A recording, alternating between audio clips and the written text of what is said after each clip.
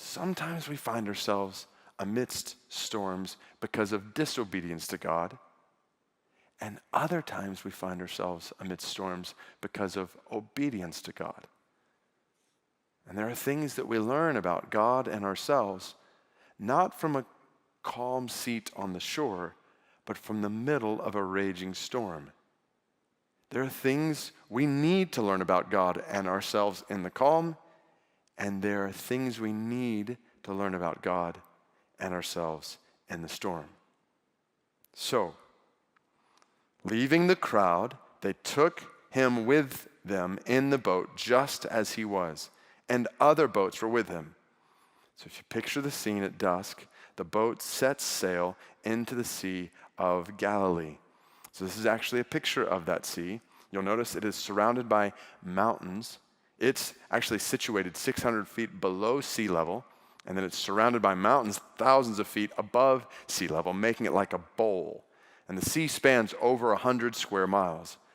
And Matthew and Luke both tell the same story, but Mark is the only one who adds that other boats went out as well. So this story didn't just involve Jesus and his disciples.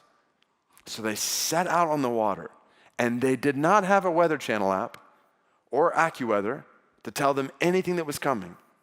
And Mark writes, a great windstorm arose, and the waves were breaking into the boat so that the boat was already filling.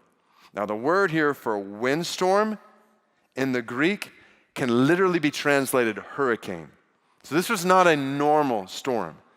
This was a fierce storm with hurricane-like winds, and the waves were breaking into the boat. So just imagine being on this boat, wooden boat, and seeing these kinds of waves surrounding you. And when Matthew tells this story, he says it was a great storm. That's the language he uses. And the words he uses there in the Greek are seismos mega, like storm of seismic mega proportions. So he's using earthquake type language. Mark is using hurricane type language. And we know this was out of the ordinary because in verse 40, which we're going to read in a minute, we learn that these disciples were afraid. And the word that Jesus uses to describe their fear is a panic-like fear. But keep in mind, at least 4 of these disciples were fishermen. Like they made their living on the sea, which means they were used to storms. They knew how this sea worked, which is why they were panicking. The waves were crashing into the boat was filling with water, and fishermen knew that is not a good thing. It's usually the experts who know when it's time to panic. You know, it's been said during these days, you can't spell pandemic without panic. And it's a lot of experts in disease control who are most panicked. Like we're surrounded right now by warnings of what could happen next if we don't do this or that.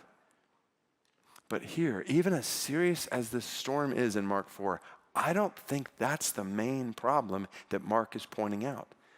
The main problem actually comes in the next verse. Listen to what Mark tells us about Jesus. But he was in the stern, asleep on the cushion. Now, that tells us that Jesus was really tired. I'll be honest, there have been a few nights over recent days where I haven't slept, just working through the night on different things related to all of this. I used to be able to pull all-nighters when I was in college and keep going. Not anymore. There comes a point when I hit a wall and I am out.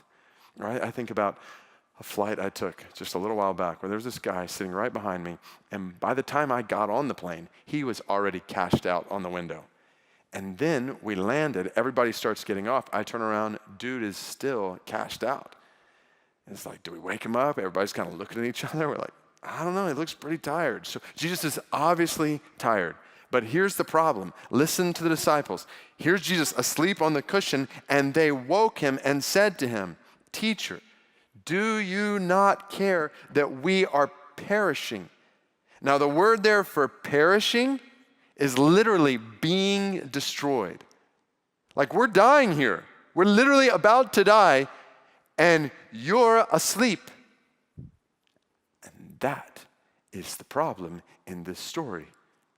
The disciples were afraid, they're panicking, and it seems like Jesus does not care for them.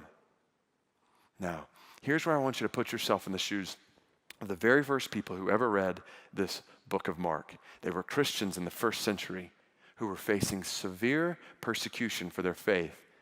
Mark, in particular, wrote for a Gentile audience, most of whom were facing risk to their lives for following Jesus.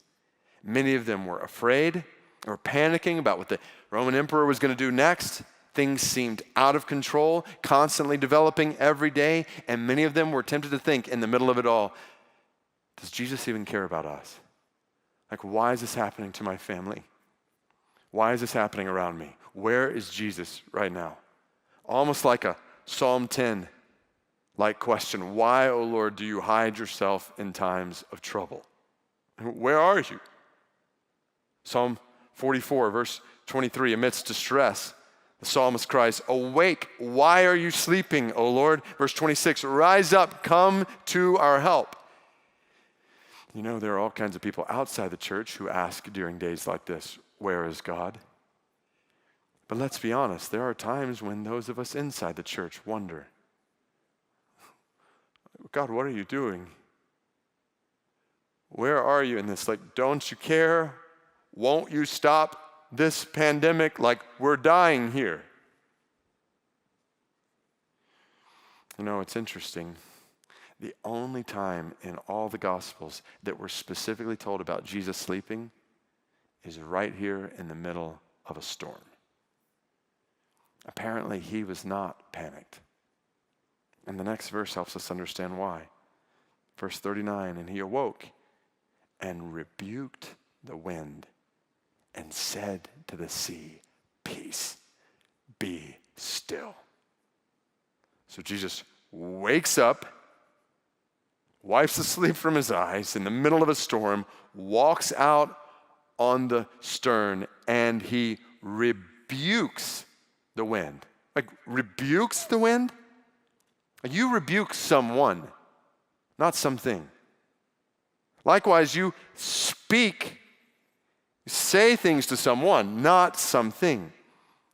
But Jesus is talking here to nature like he knows it. And not just like he knows it, but like he has authority over it. Peace, he says, exclamation point. Be still, exclamation point. The original language is 2 words in the Greek, and it's literally like, shut your mouth. And keep it shut. And it does.